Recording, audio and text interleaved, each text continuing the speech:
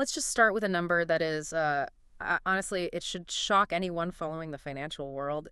$2.02 billion. It's a staggering amount. That's how much crypto was stolen by, state-linked threat actors in 2025 alone.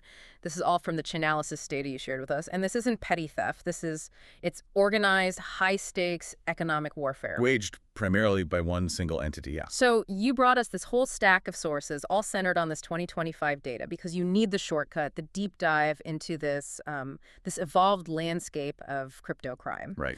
Our mission today is to decode exactly how these major hacking groups, specifically the ones driving this massive total, have completely changed their playbook. They've shifted targets, evolved their tactics. And that mission is critical because the data, it reveals a chilling trend. We're not just looking at the size of the thefts anymore. We're examining the strategic refinement behind them. And the headline is pretty clear. It's North Korean hacking groups. They're the primary driver here. And what's wild is, despite executing fewer attacks in 2025, they managed to steal that massive $2 billion. A 51% year-over-year jump. That pushes their total haul since they started to something like $6.75 billion. It's mind-bending. It confirms the theory. Efficiency is the new goal. Exactly. They are getting exponentially higher returns on less activity.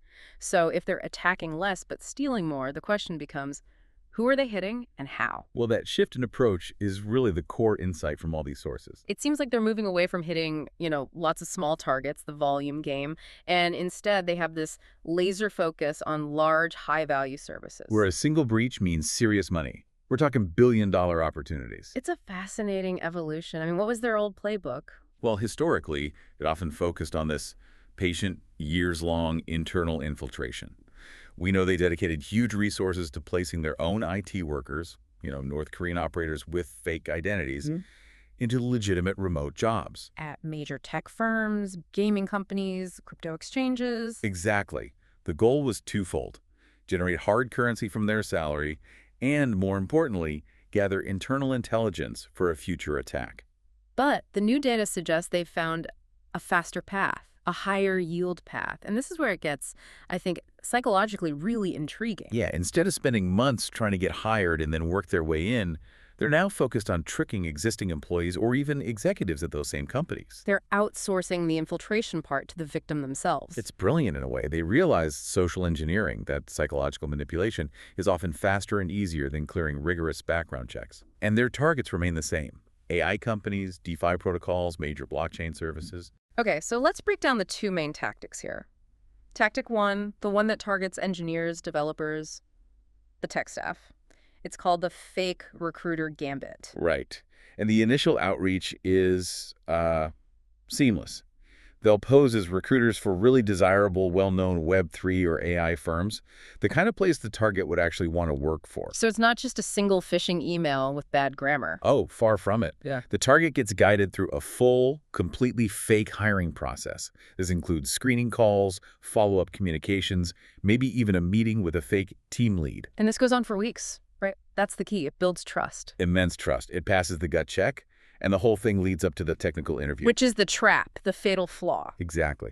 The victim, they're eager to prove their skills, and they're asked to run some specific code, or maybe download and install some proprietary tools for the test. And that's the compromise. That's the point of compromise. That file or tool is just loaded with malware that, once it's executed, silently compromises their machine. And the genius of this, the real threat to the company, is that the goal isn't just to steal that engineer's personal crypto. No, not at all. They're after their credentials, proprietary source code, or, and this is the holy grail, access tokens for their current employer's corporate VPNs and internal systems. They weaponize someone's job ambition against their current workplace. It's wow. It is. Now, if that tactic targets the engineers, tactic 2 aims right at the top: the investor or buyer scam. And this requires an even slower, more patient kind of manipulation. It does. Attackers contact senior executives, VPs, C-suite, claiming to be venture capitalists or private equity buyers looking to make a major acquisition. That sounds like an incredibly expensive con to run just for intelligence gathering. It is, but the payoff is exponential. These conversations can stretch on for weeks, even months. They involve fake pitch meetings, requests for data room access, really detailed due diligence sessions. But they're not trying to close a fake deal. They're what, building a map? They are building a detailed internal map of the target company. They ask these incredibly specific questions, often disguised as financial diligence, about the company's security, its infrastructure, who their system providers are, where the workflow vulnerabilities might be. So they're basically using the trust of the M&A process to conduct exhaustive corporate espionage. And by the time they're ready to strike, they know exactly where the weakest link in the chain is. The patience and sophistication there is just, it's truly staggering. But okay, let's say the con works. They grab the crypto. Now the clock starts ticking, right? How do you move $2 billion before law enforcement or the exchanges can freeze it? Speed is absolutely paramount. And this is where the process becomes highly technical, very layered. Laundering that much money requires an industrialized, multi-channel approach. The goal being to create maximum distance and obscurity between the theft and the cash out. Exactly. The sources list a whole web of channels they use. Yeah, let's connect the dots here. Why so many different channels? What's the first step? So the first step is usually fragmentation and rapid movement. They use DeFi protocols, decentralized finance, which execute transactions almost instantly and with more anonymity than the centralized exchange. The sheer volume of traffic on those protocols helps the stolen funds just disappear into the noise. Precisely. Then you see the heavy use of mixing services or tumblers. These services will essentially take the stolen funds, combine them with legitimate funds from thousands of other users, shuffle them all up, and then spit them out to a new, clean address. Breaking that straight line of traceability that blockchains rely on. Exactly. And what about cross-chain bridges? What role do they play? Bridges are critical for obfuscation. So imagine the hack happened on the Ethereum network. Law enforcement is now tracing the funds on Ethereum. Right. By using a cross-chain bridge, the attackers can move those assets from Ethereum to, say, Solana or another chain, often converting the asset type in the process. This forces tracers to jump protocols, which adds complexity and time. It breaks the analytical path. So they use all these decentralized tools to break the trail, but eventually they have to cash out. They have to get it into the real world. And that's where the final layers come in. They start moving funds through exchanges with limited know your customer or even no KYC processes. These platforms are basically the off-ramps where traceability just ends. I see. So once the crypto is all mixed up and fragmented, small amounts get moved through these less regulated exchanges. And then often processed through various guarantee services or instant exchanges. And it's important to note, this isn't just a technical problem. It relies on established global criminal infrastructure. Yeah, the sources mention that. Absolutely. The final stage often integrates with global money laundering networks. The report specifically calls out Chinese language platforms and payment processors, which are often deeply integrated with organized crime. So it's a professional service connecting cutting-edge crypto tech with old-school physical money laundering channels. It is. The whole point is layering. You create so much confusion that tracing every single dollar becomes cost prohibitive or just flat out impossible. Okay, so while that $2 billion story is all about this strategic corporate espionage, the sources also point to a huge, and I mean massive, simultaneous increase in attacks on individual users. A completely different battlefield. It's about breadth, right? Hitting thousands of people who might only hold a few $100. What's the biggest takeaway for you from the personal theft data? The sheer volume of incidents. It's just staggering. I mean, it's a retail crime wave.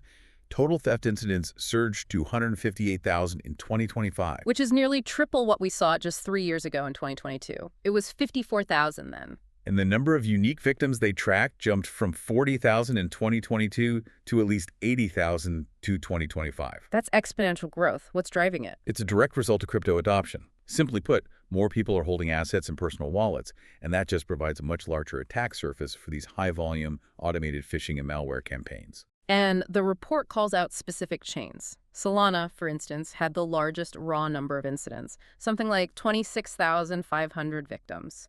That sounds pretty alarming for anyone using Solana. It does, but you have to contextualize the risk, which the report does quite well. Solana and another newer chain, Base, they have huge and rapidly growing user communities, so they just have a ton of active wallets. So more targets of opportunity. Exactly.